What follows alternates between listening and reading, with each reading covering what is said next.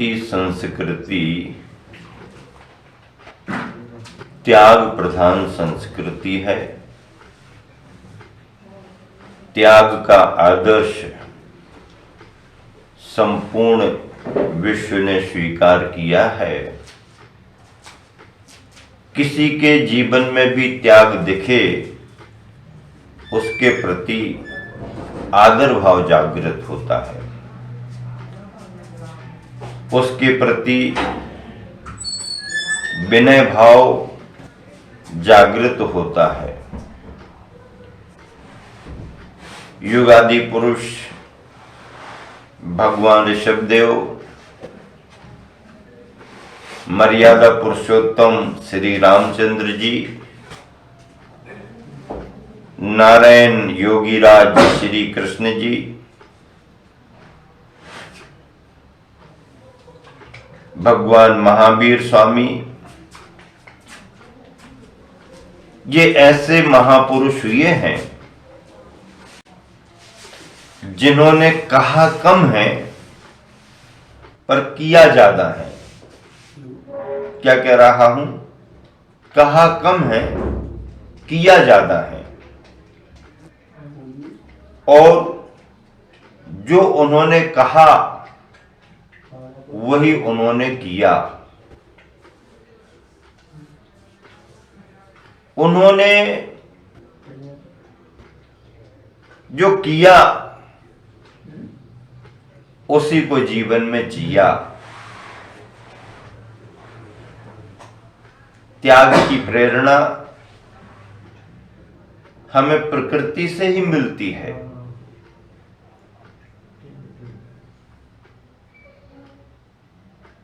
व्यक्ति भोजन करता है,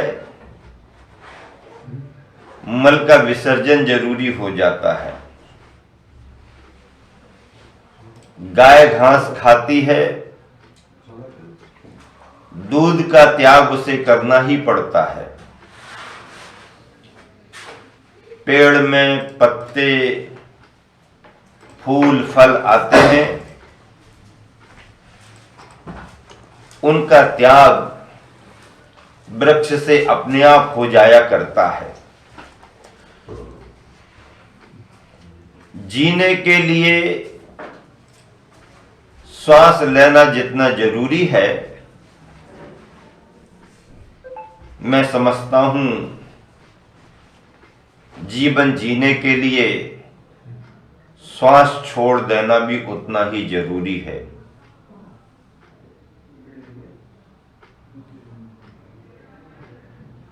एक श्वास लेने के लिए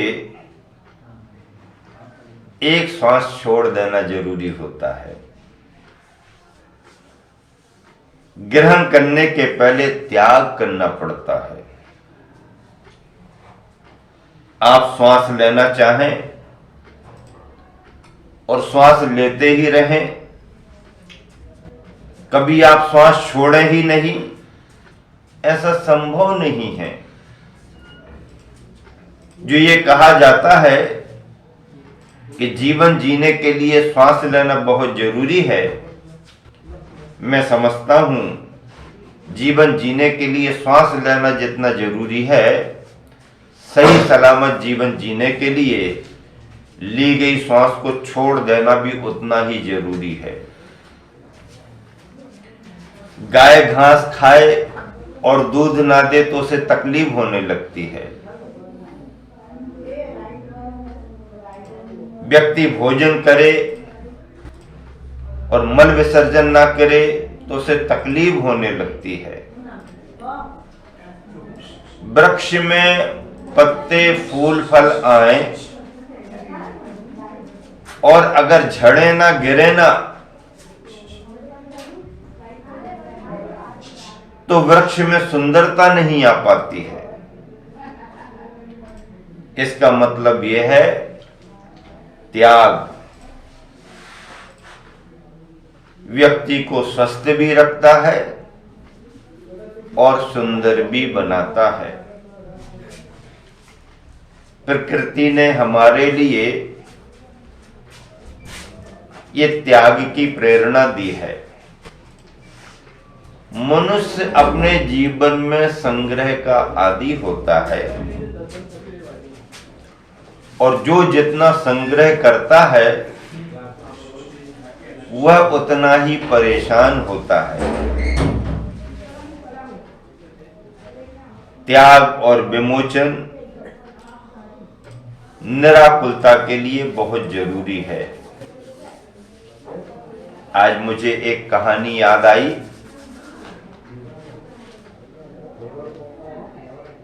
एक व्यक्ति बड़ा धनाढ्य था, करोड़ों अरबों की संपत्ति थी, लेकिन संतान कुछ भी नहीं थी। परिवार ही आगे नहीं बढ़ा। उसका बुढ़ापा लग गया। उसके मन में भाव आया, मेरी इतनी संपत्ति है, इस संपत्ति को मैं अपने साथ परलोक में कैसे ले जाऊं? कोई रास्ता तो मिलना चाहिए ना। उसने नगर में दौड़ी पिटवा दी कि भाई मैं अपनी सारी संपत्ति अपने साथ परलोक में ले जाना चाहता हूं। किसी के पास कोई उपाय हो तो वो मुझे बताए, मैं उसे इनाम में 1 करोड़ रुपया दूंगा। अरे वाह, कोई नहीं आया। लेकिन 2-4 दिन के बाद उसने फिर मुनादी करवा दी, सुनो सुनो सुनो गांव वालों, सुनो सुनो सुनो सुनो गांव वाले सुनो, मेरे पास जितनी भी संपत्ति है इसको मैं परलोक ले जाना चाहता हूं। उसने सुन रखा था कि संपत्ति अपने साथ नहीं जाती, कोई भी नहीं ले जाता, जैसा आया है आदमी वैसा जाता है, सुन रखा था। लेकिन वो क्या सोच रहा था, क्या सपना था उसका, कि मैं अपनी सारी संपत्ति अपने साथ ले जाऊं। कैसे ले जाऊं, क्या उपाय है? जो उपाय बताएगा उसको 1 करोड़ रुपया दूंगा। 1 करोड़ कैश ले लो। कोई आए नहीं, कोई आए नहीं। 2-3 बार घोषणा होने पर एक आदमी आया और उसने कहा, सेठ जी मेरे पास उपाय है, मैं आपको उपाय बताता हूं। हाँ बताओ उपाय, मैं आपको पुरस्कार दूंगा। देखो सेठ जी ऐसा है, आप कभी विदेश गए क्या? हाँ विदेश गया हूं। वहां पर ये नोट तुम्हारे काम आए क्या? नहीं, हमारे ये नोट काम नहीं आए। वहां पर क्या काम आए? वहां पर वहां की करेंसी काम आई। वहां पर क्या? वहां की करेंसी काम आई। अमेरिका, रसिया, चाइना, यहां वहां गए। हाँ, जिस देश में आप गए वहां पर वहां की करेंसी काम आती है। अब आप दूसरे देश जाना चाहते हो तो ये संपत्ति आपके काम आने वाली नहीं है। अरे भैया, ये संपत्ति हमारे काम आने वाली नहीं। तुमने कभी अपने द्रव्य का सदुपयोग नहीं किया, तो उपाय तो बताओ। ये संपत्ति हमारे साथ कैसे जाएगी? ये सारी संपत्ति आपके साथ जाएगी, लेकिन इसी करेंसी में नहीं जाएगी। तो क्या करना पड़ेगा? इस सारे द्रव्य का आप यहां पर दान करो, अच्छे कार्यों में लगाओ, जनहित में लगाओ, पब्लिक की सेवा करो, विद्यालय खोलो, औषधालय खोलो, दानशाला खोलो, अनाथालय खोलो। अगर आपने ये किया, गौशाला खोलो, जीवों की दया करो, पाठशाला खोलो, अगर आपने ये किया तो ये जितना भी द्रव्य है ये आपका द्रव्य यहां से वहां की करेंसी में ट्रांसफर हो जाएगा। और वहां पर आपको उस करेंसी में सारा लाभ मिलेगा। यहाँ की सारी संपदा आपके साथ उस करेंसी में चली जाएगी। हाँ भैया, उस सेठ ने अपनी सारी संपदा का उसी रूप में उपयोग किया। कहने का मतलब यह है कि हमारा कमाया गया द्रव्य स्वयं हमारे साथ नहीं जाता। क्या जाता है? जीव के साथ केवल उसका पाप और पुण्य जाता है। क्या जाता है? पाप और पुण्य जाता है, और कुछ नहीं जाएगा। पाप पुण्य जाएगा। यह नरभव खेत है और मन वच काय किसान है। क्या इस तन के लिए क्या कहा गया? खेत के समान। शरीर खेत के समान है। क्या ये भव, मनुष्य का भव क्या है? मनुष्य का भव खेत के समान है और मन वचन काय किसान के समान। खेत हो गया, किसान हो गया। मनुष्य का भव खेत, मन वचन काय किसान। अब पुण्य पाप दो बीज हैं। बीज क्या है? पुण्य और पाप दो बीज हैं। क्या बोना सो जान। तुम्हारे लिए क्या बोना है ये तुम स्वयं समझो। मानव भव खेत मिल गया, मन वचन काय का किसान हो गया, पुण्य पाप के बीज हो गए। अब तुम्हारे लिए क्या बोना है खेत में तुम जानो।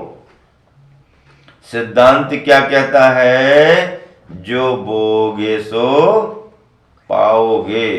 जो बोगे सो पाओगे। पुण्य के योग से संपदा मिलती है। क्या? पुण्य के योग से संपदा वैभव मिलता है। ये सच बात है। लेकिन इससे भी बड़ी सच बात ये है कि पुण्य के योग से ही संपदा धर्म के कार्यों में नहीं लगती। पुण्य के योग से तो मिलती है, और मिली हुई संपदा अच्छे कार्यों में पुण्य के योग के साथ साथ पूर्व भवों में तब त्याग अगर इस जीव ने कुछ किया है तो ही उसकी संपदा अच्छे कार्यों में लगेगी। अच्छे कार्यों में लगेगी। हाँ, पूर्व भोग का कोई तब त्याग का संस्कार होना चाहिए। जिस व्यक्ति ने पूर्व भवों में कोई तप किया हो, कोई त्याग किया हो, तो उसका वह द्रव्य अच्छे कार्यों में लगेगा, दान में जाएगा जाएगा जाएगा। देने वाला देता ही है और नहीं देने वाला नहीं देता है। जिसके हाथ खुल जाते हैं वो कुछ ना कुछ देता रहता है, और जिसके हाथ खुल नहीं पाते, मुट्ठी बंधी रहती है, वो कभी दे ही नहीं पाता है। कभी दे ही नहीं पाता है। क्या बात है। देखो, दान दाता कभी कमजोर भी हो जाए तो भी उसके घर से कुछ ना कुछ निकल के आएगा। और मक्खी चूस महाकंजूस जिसके यहां से कभी निकला नहीं है, उसके यहां से कभी निकलेगा भी नहीं, निकलेगा भी नहीं। एक साधु जी और एक श्रेष्ठी जी दोनों आपस में धर्म चर्चाएं बहुत करते थे। साधु जी ने अपना सब कुछ त्याग कर रखा था। खाने पीने को जो मिल जाए उसी में मस्त रहते थे। परिग्रह के नाम पर कुछ नहीं रखते थे। अपनी दिनचर्या करते थे। भाग भरोसे जो खाने पीने मिल गया हो गया काम। भजन करते रहते थे। सेठ जी उनके पास आके धर्म चर्चा करते थे। पर सेठ जी साधु जी से भी कहा करते थे, साधु जी अभी संसार में हो ना तुम, थोड़ा कुछ बचा करके तो रखना था। बचा करके तो रखते, सब छोड़ दिया है। कभी कोई जरूरत पड़ेगी तो कौन मदद करेगा। परेशानी आती रहती है। तुमने इतना बड़ा सब छोड़ दिया है, कैसे काम चलेगा? साधु जी कहते कोई जरूरत नहीं, हमारा यही त्याग बहुत अच्छा है, निराकुलता है, शांति है। तो श्रावक यानी सेठ और साधु धर्म चर्चाएं करते रहते थे। सेठ जी अपना तर्क रखते थे, मैं दान करता रहता हूँ, रखे रहता हूँ, दान करता हूँ, रखे रहता हूँ, त्याग। साधु कहने लगे क्या रखना है? अगर संसार सागर से पार होना है तो त्याग करना पड़ेगा, कोई बात नहीं। एक दिन ऐसा हुआ कि साधु जी को दूसरे गांव जाना था, नदी पार करनी थी, नाव रखी थी। नाव में बैठने को हुए तो नाविक ने कहा साधु जी पार करने के लिए पैसे लगेंगे। साधु जी के पास कुछ था नहीं तो वो आकर के बैठ गए, भैया पैसा तो है नहीं और ये नाविक लेके नहीं जा रहा। पीछे से सेठ जी आ रहे थे, उनको भी उसी गांव जाना था। अरे बाबा जी आप यहाँ क्यों बैठे हो? अरे अगले गांव जाना है। तो जाना है तो फिर यहाँ क्यों बैठ गए? कोई बात नहीं, ऐसी है। नाव वाला ले नहीं जा रहा क्या? नाव वाला ले तो जा रहा, तो फिर क्या है? हाँ समझ में आ गया, तुम्हारे पास देने को तो कुछ है ही नहीं, कैसे नाव वाला ले जाएगा? साधु जी चुप रहे। फिर सेठ जी को कहने का मौका मिल गया, हाँ देख लिया तुम्हारा बड़ा त्याग, देख लिया तुम्हारा बड़ा त्याग। अरे तुम्हारा त्याग जब इतनी सी नदी पार नहीं कर पा रहा है, करा पा रहा, तो भवसागर कैसे पार कराएगा? साधु जी ने चुपचाप सुन लिया। सेठ जी को भी लगा कि मैंने साधु जी को अच्छा सुना दिया। फिर कहा चलो हम पार कराए देते हैं, चलो आओ बाबा जी हम पार करा देते हैं। सेठ जी साधु जी दोनों नाव में बैठे, नाव आगे बढ़ी और जब दूसरा किनारा आ गया, उतरने का समय हुआ तो नाविक ने हाथ आगे कर दिया, निकालो पैसे। जैसे ही सेठ जी देने लगे तो साधु जी ने सेठ जी का हाथ पकड़ लिया, क्या करते हो? अरे भाई इसने नाव से पार कराया है तो पैसा तो देना ही पड़ेगा। सेठ जी अब बताओ, पैसा रखने से तुम नदी पार कर रहे हो या पैसा का त्याग करने से नदी पार कर रहे हो? बताओ बोलो, पैसा रखने से नदी पार हो रही है या पैसे का त्याग करने से नदी पार हो रही? सेठ जी को सुन, हाँ बाबा जी बात तो सही है, रखने से पार नहीं होते हैं, त्याग करने से पार होते हैं। थोड़ा सा त्याग किया, नदी पार कर गए, सारा त्याग करो, भव सागर पार कर जाओगे।